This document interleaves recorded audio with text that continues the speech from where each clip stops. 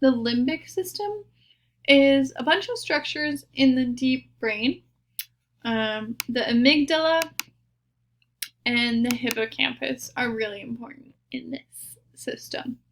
So first, the hippocampus is where this arrow is pointing here. And it's really important in organizing your information and turning it into a memory. We call it these declarative memories. So these are like facts. If there is damage to it, called a lesion, you have the inability to form new memories. The good news is the hippocampus can change size. So if you use your memory a lot, like those of you studying for exams right now, your hippocampus is actually growing. If you were to stop learning, stop using your memory, your hippocampus would actually shrink in size. So you're welcome for your large hippocampus that you have right now. So with memory, there are kind of two different types of damage to it. So there is anterograde and retrograde amnesia. So anterograde, you can't store any new information. And then retrograde, you can't remember anything that happened previously. Memory is found throughout the whole brain, and there are different types of memory that we'll go through here. So the first type is called declarative memory. This is like a fact. The hippocampus is used in this type of memory. Second type of memory is called motor learning. This is like learning how to braid your hair. This happens in the cerebellum. Working memory, or what you may have heard of as short-term memory, happens in the prefrontal cortex here. And this is like memorizing someone's phone number when they tell it to you before you get a chance to write it down. So you're just rehearsing this phone number over and over until you can write it down. Emotional memory happens in the amygdala. This is like, oh, I really hate peas, and my grandma always served peas for dinner, so I hate going to my grandma's house for dinner because we're gonna have peas, and I hate peas, as like a 2-year-old or something, I guess, or as an adult. So emotion is going to be a feeling and some type of motivation. So your prefrontal cortex is helping you to control how your emotions are being expressed. But the emotions actually form in your hypothalamus and your amygdala. So you can stimulate in a lab these areas, and you can produce fear, anger, pleasure, love, etc. in these areas just with artificial stimulation. We've already seen this slide here. So the cerebral cortex is the outermost part of the cerebrum, and we call a specific part of it the neocortex. So the neocortex is the newest part of the cortex in terms of like evolution. So, thousands and thousands of years ago, we didn't have this part of the brain, but as we are developing, this is the newest part of the cortex. There are multiple different layers here. I just care that you know the neocortex is kind of a new development, and it's what gives humans their really great ability to think and integrate things. We're going to go through the different lobes of the cerebrum. These are named after the bones, so you guys should be pretty familiar here. And we'll talk about kind of the functions of each. Again, I don't really care that you guys know the anatomy, but if you're curious, there are pictures there for you to look at. So, primary areas are the parts of the brain that receive sensory information. They can also send motor signals. Association areas is where integration is happening. This is most of your brain. So this is what's actually cognition. This is your ability to actually think store things, have perception, awareness, memory, etc. The functions of the brain were developed basically because people would have damage to parts of their brains, and then we could say, oh, that's what that part of the brain does. An example of this is the Phineas Gage story. So this guy here, his name's Phineas Gage. He was a railroad worker many years ago, like 1800s. And he had this iron rod go through his skull. What happened is damage to his frontal lobes, and the people that knew him found that after his accident, he had big personality changes. He was very profane afterwards. He had really intense perseveration. So he was very kind of stubborn and profane kind of guy. So we know after he had damage to his frontal lobes that, hey, that's what the frontal lobe does, is a lot of personality traits. The thing with this that you should take with a grain of salt is there are many different theories about what the frontal lobe did at the time, and all the different theories were able to use this accident to explain them. So kind of take things like this with a grain of salt. This is just a good example historically of how we kind of figure out what each brain lobe does.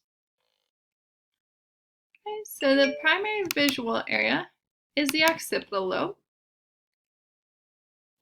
The primary auditory area is the temporal lobe. This is sound. Primary somatosensory area is in the parietal lobe. So this is like touch and texture information. And then the primary motor area is in the frontal lobe. Okay, so you can see that here. The association areas that are doing the integration. So somatic area is going to be the parietal lobe. This is like proprioception, so knowing where your limbs are. If you shut your eyes and someone says, hey, lift both your arms out straight in front of you, you'd be able to do that. Also, you can tell where someone touched you or where you feel pain. Or if you shut your eyes and hold two objects, you can like weigh the two of them. You can feel them, that kind of a thing. The visual area is in occipital lobe. So here, this is where we're identifying what we see. Faces are somewhere else, okay? So faces are going to be recognized in your temporal lobe. Auditory association area, temporal lobe. This is how you can remember pieces of music or identify someone based on their voice. The motor area is in the frontal lobe, and this is where you'll see your movement. Okay, so here's a picture looking at the association areas. So just a little bit more about somatic or somatosensory sensation. So this is your sense of touch. So most of this is in your postcentral gyrus here, just kind of right about halfway back on your head. So here, this is where the left side of your brain is sensing the right side of your body, and that's because those neurons decussate. This slide is kind of a weird picture. So this thing here is called a homunculus, and this is just a representation of your different sensory neurons. So it's proportional to the number of neurons you have. So for example, on your thumb, you have a lot of sensation there. There are a lot of sensory neurons there. So on this picture, the thumb is disproportionately large. Another example, the back of your elbow has very little sensation. It has very few sensory neurons. So on this picture, it's disproportionately small.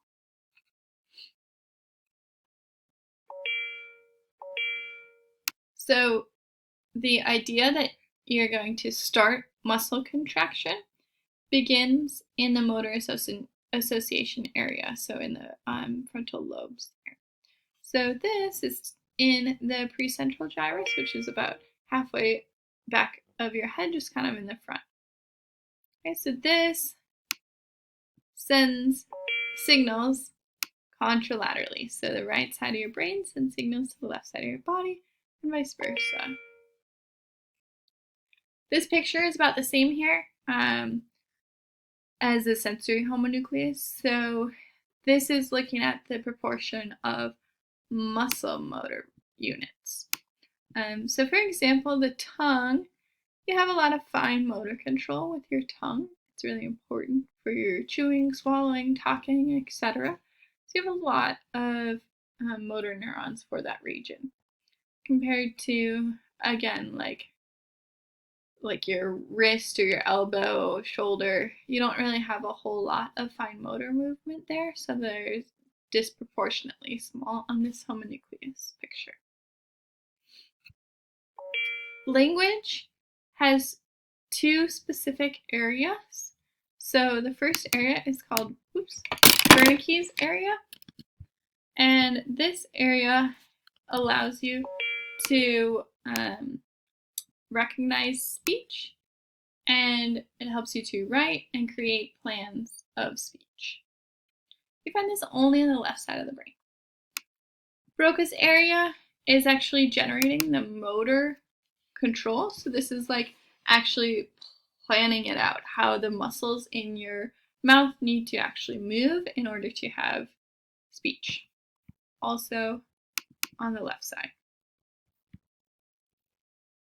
So here you can see Broca's area and Wernicke's area. So there's this PET scan, so it's a picture of the brain during a language task. So number one, the word car is seen, so you see things in your visual cortex. And then this sends information to Wernicke's area that comes up with the word drive that goes with car. Then Broca's area actually comes up with the plan of which muscles need to contract in order for you to say the word drive.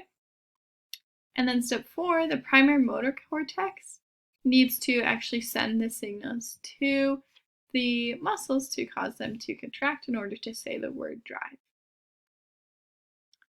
Aphasia is any language deficit. If there's damage to Broca's area, you'll end up with non-fluent aphasia. So these individuals have really slow speech. They might be able to say car fast. They're just trying to tell you the car is going fast. They don't have a whole lot of vocabulary, but they're able to say a few words. Damage to Wernicke's area is fluent aphasia. So they'll be going They're not saying actual words, but they kind of sound normal, but they're not making any sense. I'm sure you guys have seen something like this before. This is just kind of an example of what your brain can do.